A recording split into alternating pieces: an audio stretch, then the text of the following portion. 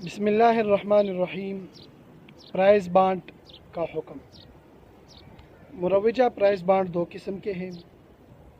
Number 1 private price बांट, number 2 सरकारी price बांट। शरअन दोनों किस्म के प्राइस बांट की ख़रीद व फ़रोख्त नाजायज़ और हराम है। प्राइवेट प्राइस बांट में जुआ और सूद दोनों है, क्योंकि इसमें मुख्तलिफ़ लोगों से रकम ली जाती है और कुरानदाजी के ज़रिए चंद मखसूस अफराद को दे दी जाती है। इसमें हर फ़र्द की रकम दाव पर लगती है कि या तो असल रकम ही डूब जाएगी या इसके साथ इजाफ़ा भी मिल जाएगा, और यही जुआ है।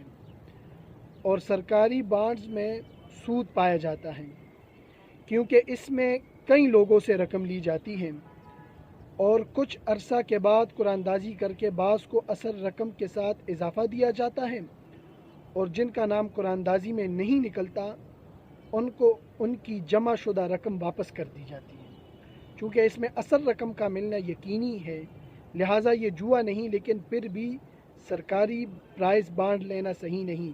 इसकी वजह यह है, नंबर 1, इसमें सूद पाया जाता है, क्योंकि हर शख्स इस नीयत से प्राइस बांड ख़रीदता है कि इससे उसकी रकम से ज़्यादा मिल जाए, और ये ज़्यादती अगरचे हर शख्स के साथ मशरूत नहीं होती, मगर मजमूई तौर पर मशरूत होती है।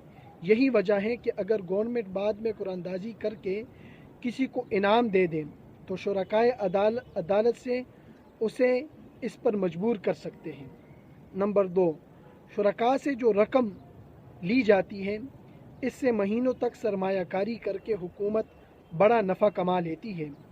बाज़ औक़ात हुकूमत इसे खिलाफ शरा और सूदी सरमायाकारी में भी लगाती है। लिहाजा प्राइवेट और सरकारी प्राइस बांड ख़रीदना और इस नीयत से अपने पास रखना कि कुरानदाजी में शामिल होऊंगा और नाम आने पर इनाम लूँगा, जायज़ नहीं है। हाँ, अगर प्राइस बांड ख़ुद तो नहीं ख़रीदा, किसी गाहक ने ख़रीदा है और वो समन के तौर पर दुकानदार को देना चाहे तो वो दुकानदार उसे कबूल करने का पाबंद नहीं है।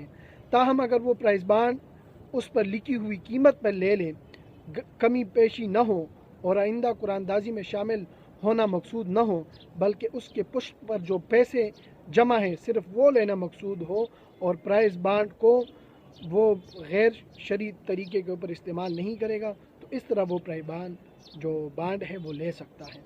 वमा अलैना इल्लल बलागुल मुबीन।